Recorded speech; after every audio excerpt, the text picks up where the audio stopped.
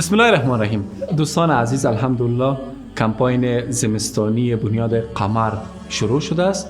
شاید در ذهن شما سوال خلق شده باشه که مراد از کمپاین زمستانی چیست و قمر چی میکنه؟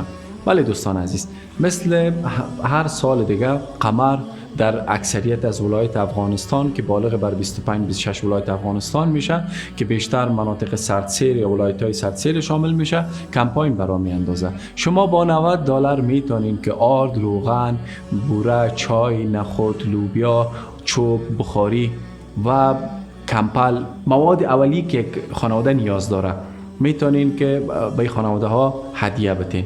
و فراموش نکنین دوستان عزیز که در زمستان امسال البته بیشتر از 5000 خانواده که هر خانواده بالغ بر 7 نفر یا بیشتر از او است، 5000 خانواده این مواد توزیع میکنیم و بدون کمک و یاری شما ناممکن است.